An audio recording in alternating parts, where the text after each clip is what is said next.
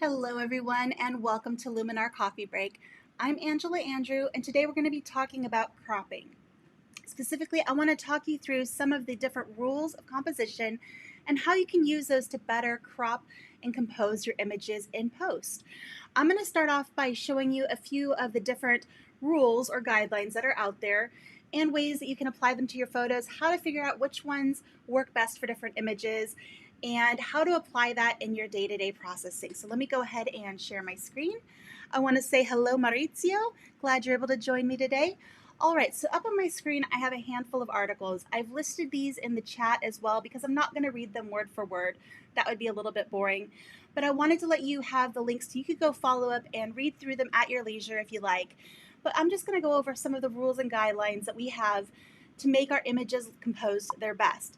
The first one we're going to start with is the rule of thirds. And this is when we have these hash marks up on the screen. And when you have these intersecting lines and you have your subject meeting at these intersecting lines, or your horizon is at one of these lines, that typically feels really good and makes for a very nice composition. Hello, JGmail28. Hello, Pat. Glad you're able to be here today. So let me go ahead and scroll down here a little bit and show you where this can help. So we have this one here with the building. We have the building coming up from the bottom right, and it's right here on this line of our rule of thirds. Scroll down a little bit farther. Now here's an image of a very cute kitty cat. Now the way it's cropped, the face of the cat is right in the middle. Not necessarily the most artistic crop, but if we pull that in and we put that, oops, sorry, my mouse is jumping around today. I'm not sure what's going on. It's a computer thing, anyway. So here we have on this particular line of the rule of thirds, the cat's face, and that's a much more pleasing crop than it was with the cat smack in the middle. All right, so let's go ahead and scroll down a little bit. Cute picture of a little one. But by putting them again here on that line of the rule of thirds, it's a much more pleasing crop. Now I urge you to go through this article, take a look at a few more of the examples here, some great stuff.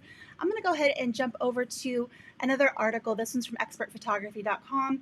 Again, it starts out with the rule of thirds, the rule of odds. So if you have a scene with, let's say you have a group of people, it's going to be more pleasing and more interesting to look at if you have 3 people or 5 people rather than 2 or 4. That's not always easy to control.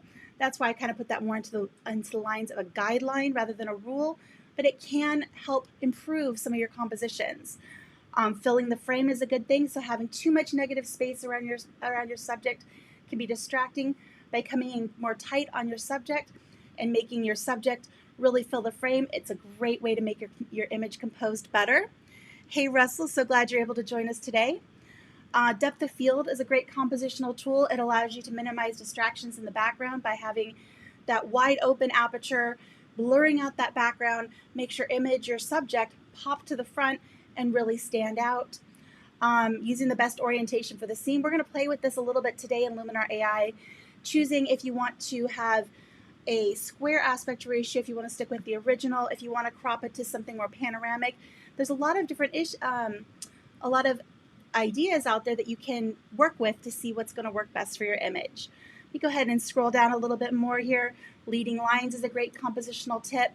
Diagonal lines, all sorts of things you can use to really zero in on your subject. So I encourage you to go to these links that I put in the chat, read through them a little bit more. Another rule or guideline that's very popular is the golden ratio, and that's this Fibonacci spiral. And it's kind of similar in a way to the rule of thirds, because if you look where this quadrant is, it would be the same if you flip this around to different parts of your image. It's going to land close to where you would if you were on the rule of thirds. So another great article to look at. The link is in the chat. I'm going to go ahead and switch over to Luminar AI now, and we'll go ahead and work on an actual image. So I've got an image here up on the screen from one of our ambassadors, Richard Burnaby, some beautiful primates. And before I start working with the composition on this is straight out of the camera. There's no edits done to this. If you look, there's nothing here that I've done, but the white balance is very off, and that's going to bother me as we sit here and work with it. So let's fix that first. I'm going to go ahead and go to our light tool.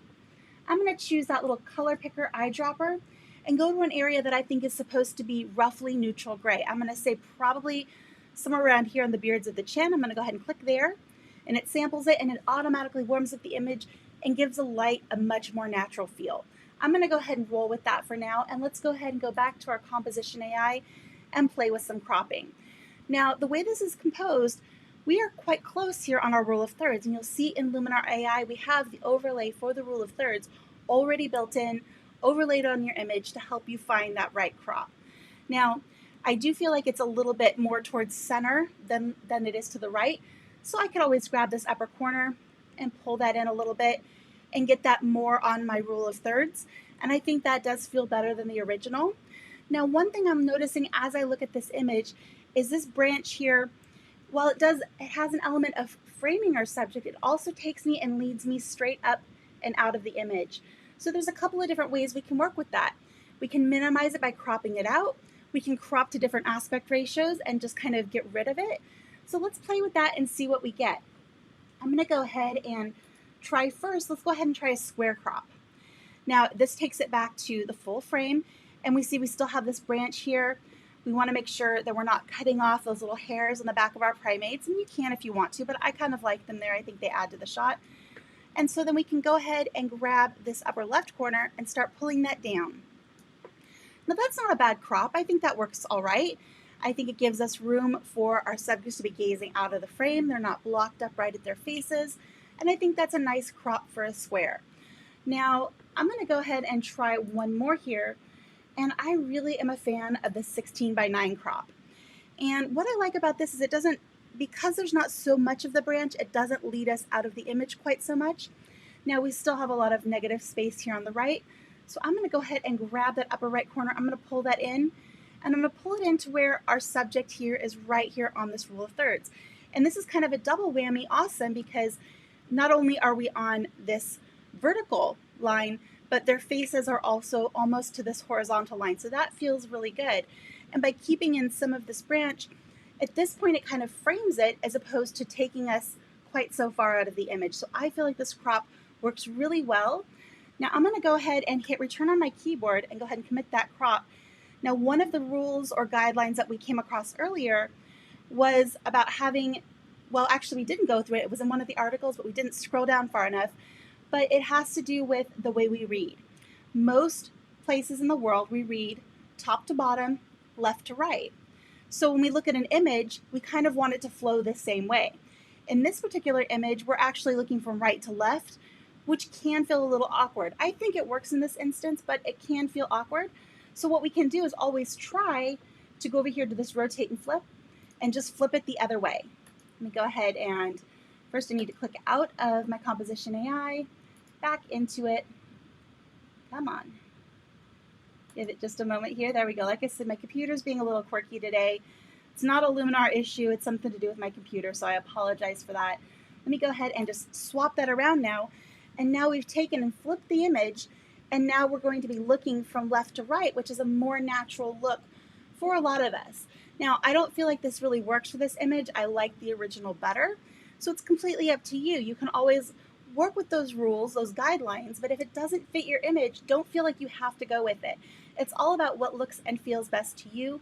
Those rules are just guidelines to help you get better compositions and things to take into consideration as you crop your images and even as you're composing out in the field. I want to take a moment here and say hello to Jerry. And he asked if I'm going to add a third primate.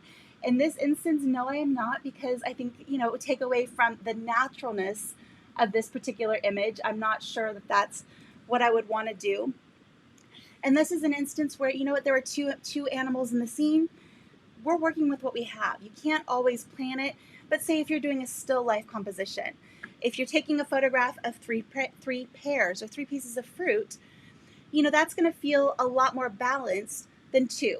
So if you're able to compose the scene and you have control of what elements are there, you can always add or remove to make it feel right. Whereas in a nature scene like this, you're kind of stuck with whatever nature throws at you. So I hope that makes sense. I'm going to go ahead and hit return on my keyboard to go ahead and commit that crop. And I really like what the 16:9 aspect ratio does for this image. It gives it that panoramic feel. It takes off some of the information around the sides that really wasn't adding to our story, and just really makes the image much stronger. So we can go ahead, and I'm going to go back to my history here for a second, and I'm going to go back to where I had it at the original. There we go. That was our original image without the crop. And here is with our crop applied. I think it's a much stronger image. And the only other edit that I made, if you remember at the beginning of the edit, was that I worked with the white balance. And that just changed those color tones a little bit.